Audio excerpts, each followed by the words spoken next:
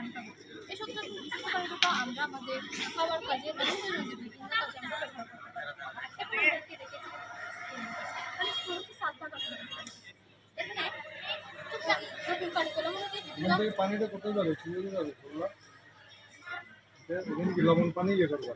এখানে হচ্ছে আমরা খাবার দিতে পারি তারপরে অনুসরণ করে সূর্যের আলো যে এখানে গ্রিন হাউসের ভিতরে পড়বে, সেই গ্রিন হাউসের ভিতর পড়ার কারণে ওই পানিটুকু ওই তাপের কারণে জলে বাষ্পে পরিণত হবে। তো জলে বাষ্পে পরিণত হওয়ার পর বাইরে যদি নির্গত না হয় আমরা একটু ট্যাঙ্ক রেখেছি ওই পানিটা না না একটি ট্যাঙ্ক রেখেছি যাতে জলে বাষ্পটুকু এই ট্যাঙ্কে যায়। এবার আমরা শীতলীকরণ প্রক্রিয়ার মাধ্যমে আমি তো পানি বলছি, এটা কি পানি না? একটু পানি তুমি এটা কি লাগছে? একটু পানি বারবার পানি বলছি, তুমি না জলে বাষ্প বলতে পারবে। আচ্ছা বলে দাও। আমি একটি স্কুল রেখেছি, এখানে স্কুলের মধ্যে একটি ছাদ বাগানের ব্যবস্থা এই নতুন কারিকুলাম অনুযায়ী আমাদের বিভিন্ন প্র্যাকটিক্যালের কাজ সম্পন্ন করতে পারি। অনেক স্কুলে দেখা দ্রুত বলো, একবারে বলো উপাদানগুলো কি কি, এটা আমাদের দুটো সত্যি বলো। ছাদ বাগান, ওকে, তারপর ছাদ বাগান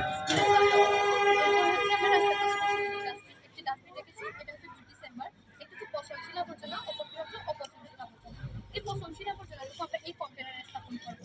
এই কন্টেনারে স্থাপন করবো, কিছুদিন পর দেখা যাবে এখানে অ্যামোনিয়া এবং কার্বন ডাইঅক্সাইড গ্যাস উৎপন্ন হয়েছে। এই অ্যামোনিয়া গ্যাস এবং কার্বন ডাইঅক্সাইডকে আমরা এই নলের মাধ্যমে স্থাপন করবো মিক্সার চেম্বারে। এই মিক্সার চেম্বার কিন্তু এই নলিতে যেটি রয়েছে সেটি হচ্ছে 30 ডিগ্রি সেলসিয়াস তাপমাত্রা এবং এর চেয়ে বেশি চাপ প্রয়োগ করে দেখা যাবে এই দেশীয় কার্বন ডাইঅক্সাইডটুকু কঠিন কার্বন ডাইঅক্সাইডে পরিণত হয়েছে। সেই কঠিন কার্বন ডাইঅক্সাইডটুকু আমরা এই কন্টেনারে স্থাপন করবো। এই কন্টেনারটি হবে মূলত একটি লোহার কন্টেনার। এই লোহার কন্টেনারে আমরা তাপ নির্ভর করে এখানে দেশীয় কার্বন ডাইঅক্সাইড সেই দেশীয় কার্বন এখানে যে আমরা পাচ্ছি যে দেশীয় কার্বন ডাইঅক্সাইড আমরা আলাদা করে সংরক্ষণ করেছি, সেই তাকে আমরা তাপ প্রদানের কারণে সেটি দেশীয় কার্বন ডাইঅক্সাইডে পরিণত হবে এবং এই নলের মাধ্যমে স্থাপনের মাধ্যমে দেশীয় কার্বন ডাইঅক্সাইড এবং অ্যামোনিয়া কার্বন ডাইঅক্সাইডের বিক্রিয়া করে দেখা যাবে এখানে একটি জৈব সার অর্থাৎ অ্যামোনিয়া কার্বন উৎপন্ন হয়েছে, জৈব সার উৎপন্ন হয়েছে যেটি আমরা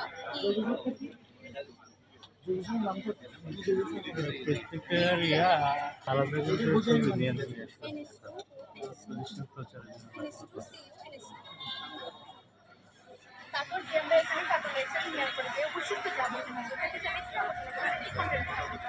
এই কন্টেনার স্থাপন করার পর যে আমরা রাস্তায় যে সেই ভিটামিনের সাথে এই আবর্জনাগুলো এড করার পর আমরা যদি রাস্তায় গিয়ে সেটা হচ্ছে রাস্তায় বর্তমান রাস্তার চেয়ে অধিকতর উন্নত এবং টেকসই একটি রাস্তা পাওয়া যাবে। আমরা এখানে পাশাপাশি দেখেছি এই বৃষ্টি পানি সংরক্ষণ একটি বাড়ি এবার অর্থাৎ এখানে বৃষ্টি পানি সংরক্ষণ একটি ব্যবস্থা রয়েছে। যখন বৃষ্টি দিবে তখন এখানে বৃষ্টি পানিগুলো সংরক্ষণ হবে, পাশাপাশি যখন আমাদের এই খাবার পানির সংকট দেখা দিবে আমরা সহজে আমরা বৃষ্টি পানিগুলো এই ব্যবহারের মাধ্যমে ওই খাবার পানির চাহিদা আমরা মেটাতে পারি। এটার পাশাপাশি আমরা একটি স্বাস্থ্য কমপ্লেক্স রেখেছি এবং আইসোলেশন সেন্টার রেখেছি। এই আইসোলেশন হয়তো 2019 থেকে 2021-এর মধ্যে যে আমরা করোনা ভাইরাস নামে একটি ভাইরাস সংক্রমিত হয়েছিল, যার কারণে আমাদের পরিদর্শন চলছে। আমরা দেখতে পাচ্ছি সকল স্যারেরা সাপ্লাই বিশ্ববিদ্যালয়ের কাছে আছে। সংক্রমিত না হয় তাহলে আমরা ওই রোগীকে আলাদাভাবে এই সেন্টারে স্থাপন করব। ভিডিও হচ্ছে, লাইভ হচ্ছে, এখানে ছবিও তোলা হচ্ছে। আমরা উন্নত লাইভ করতে চান আপনারা পাশে যেতে পারেন, স্টলের সামনে যেতে পারেন। ছাত্রছাত্রীরা তোমরা ছবি তুলতে চাইলে তোমরা গিয়ে ছবি তুলতে পারো, ভিডিও করতে পারো, সব অনুমতি আছে।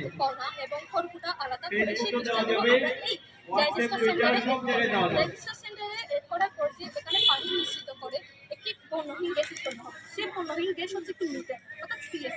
এখান থেকে আমরা বিদ্যুৎ উৎপাদন করতে পারবো। অর্থাৎ এখানে যে প্রতিভাগ এবং আমি যে এখানে বায়োগ্যাস, বর্ণহীন বায়োগ্যাস। এটা কি মিথেন? এটা কি বিদ্যুৎ উৎপন্ন হবে? পুরোটাই কিন্তু কিছুটা এখান থেকে মূলত আমরা সরাসরি যদি সংযোগ করে সরাসরি আমরা বিদ্যুৎ উৎপাদন করতে পারবো এবং প্রতিটা এখানে আমাদের কম বিদ্যুৎ উৎপাদন যেহেতু হচ্ছে সেহেতু আমাদের কোনো এক্সট্রা করে বিদ্যুৎ খরচে আর বাকি সেখানে যে এই বিদ্যুৎ উৎপাদনের প্রক্রিয়া অবশিষ্ট বিষ্ঠাগুলো রয়ে যাবে সেগুলো আমরা এই কন্টেনারে স্থাপন করবো। এই কন্টেনারে স্থাপন করে অবশিষ্ট বিষ্ঠাগুলো আমরা এখানে পুকুরে দিব। পুকুরে যে মাছগুলো রয়েছে মাছগুলো এই খাবার হিসেবে তারা দিতে পারবে। আমরা দেখতে পাচ্ছি এখনো সাবরান স্কুলে পরিদর্শন করা হচ্ছে। আমাদের সম্মানিত বিচারক মন্ডলীরা উপস্থিত আছেন, সাংবাদিক বৃন্দ আছেন, লাইভ হচ্ছে, ভিডিও হচ্ছে, ছবি তোলা হচ্ছে। ছাত্রছাত্রীরা তোমরা যারা মোবাইলে দেখো, তোমাদের অভিভাবকরা মোবাইলে দেখে তোমরা চাইলে গিয়ে ছবি তুলতে পারো, ভিডিও করতে পারো। এটা আজকে যে বিজ্ঞান মেলাটি, এটা কিন্তু এক ধাপের জন্য খুবই একটি গুরুত্বপূর্ণ বিজ্ঞান মেলা। আজকে এখানে ড্রোন উড়ানো হবে। আমরা জানি একটি ড্রোনের দাম 1 লাখ, 2 লাখ, 10 লাখ টাকা পর্যন্ত হতে পারে, কিন্তু আজকে এখানে একটি ড্রোন বানানো হয়েছে। এই ড্রোনটির দাম পড়েছে মাত্র 35,000। তো কোনো প্রতিষ্ঠান যদি ড্রোন বানানোর জন্য এই আমাদের যারা তৈরি করছে তাদেরকে নিয়ে যায়, তাহলে তাদের বেতন কত হবে? 35,000।